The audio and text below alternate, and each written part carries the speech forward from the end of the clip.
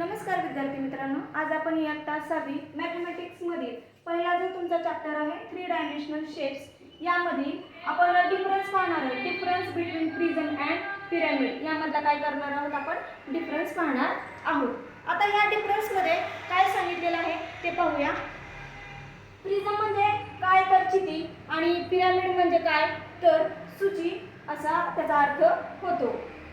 आता बघा प्रिझम बद्दल काय सांगितले. Faces, the bottom face and the top face are triangular, square shapes or polygonal. त्या प्रिझमचा जो बॉटम म्हणजे खालचा जो फेस आहे आणि वरचा जो फेस आहे, हे जे दोन फेसेस आहे, हे दोन फेसेस कशामध्ये असतात, एकतर ट्रायंग्युलर असतात किंवा स्क्वेअर शेप मध्ये असतात किंवा पॉलिगॉनल म्हणजे काय तर बहुभुजाकृती, कोणत्याही शेप मध्ये ते असतात, खालचे आणि वरचे फेसेस जे आहे ते. आणि नंतर पुस्तकामध्ये आणखी एक लाईन सांगितलेली आहे, ती मी तुम्हाला वाचून दाखवते की vertical faces are rectangular shape मध्ये. आता जे वर्टिकल फेसेस आहे म्हणजे जे उभे जे पृष्ठ आहे, उभे, हा एक उभा पृष्ठ आहे, इकडचा एक साइडचा उभा आहे, हा पण एक उभा आहे, हे पाठीमागून हा असा उभा आहे. हे जे उभे पृष्ठ आहेत, हे उभे पृष्ठ कसे असतात तर रेक्टँग्युलर शेप मध्ये असतात. आता पिरॅमिड बद्दल काय सांगितलेलं आहे. The bottom face is a triangular, square shape और polygonal. The vertical faces are triangular. Pyramid मध्ये कसं असतंय, खालचा जे शेप आहे, खालचा जो शेप कशामध्ये असतो, ट्रायंग्युलर, स्क्वेअर किंवा पॉलिगॉनल म्हणजे काय तर बहुभुजाकृती. खालचे जे शेप असतात ते पॉलिगॉन, ट्रायंगल किंवा स्क्वेअरच्या शेप मध्ये असतात. आणि वरचे जे वर्टिकल फेसेस म्हणजे जे उभे पृष्ठ जे असतात ते कशाच्या शेप मध्ये असतात तर ट्रायंग्युलर शेप मध्ये असतात. डायग्राम मध्ये तुम्हाला दाखवते बघा. हा बघा, हा कसा होतोय, ट्रायंगल तयार होतोय, ट्रायंग्युलर शेप आहे. इकडचा पण उभा पृष्ठ पाहिला तर ट्रायंग्युलरच आहे, पाठीमागून जरी आपण पाहिलं तरी पण कसं आहे ते ट्रायंग्युलर शेप मध्येच आहे. पिरॅमिडच्या बाबतीत हे सांगितलेलं आहे. नंतरचं जे सांगितलेलं आहे vertices, they are on the bottom and top surfaces. आता व्हर्टायसेस म्हणजे काय तर शिरोबिंदू. प्रिझम मध्ये कसे असतात, शिरोबिंदू कुठे खालच्या बाजूला पण असतात आणि वरच्या बाजूला पण असतात. तुम्हाला आकृतीच्या सहाय्याने दाखवते. इथे एक शिरोबिंदू आहे, 1 2 3 4 5 6. वरती किती शिरोबिंदू आहेत, 6. आणि खाली पण मोजूया, 1 2 3 4 5 6. म्हणजे खाली 6 आणि वरती 6 असे किती एकूण 12 शिरोबिंदू आहेत. म्हणजे शिरोबिंदू कुठे असतात, खालच्या पण बाजूला असतात आणि वरच्या पण बाजूला असतात, टॉपला पण आणि बॉटमला पण असतात. आणि पिरॅमिड बद्दल बघूया. On vertex at the top and the other vertices at the bottom. एक वरच्या बाजूला काय असतो, एक शिरोबिंदू असतो कशामध्ये, पिरॅमिड मध्ये. आणि बाकीचे जे शिरोबिंदू आहेत ते कसे असतात, बॉटमला असतात म्हणजे खालच्या बाजूला असतात. ह्याच्यामध्ये जरी पाहिलं तर वरती 1 आहे, खाली बघा 1 2 3 4 5. खाली किती 5 आहेत आणि वरच्या बाजूला किती आहे, 1 आहे शिरोबिंदू. आता नंतर एजेस म्हणजे त्याच्या कडा विचारलेला आहे. प्रिझम बद्दल सांगितलेलं आहे. 3 times the number of sides of top और बॉटम सरफेसेस.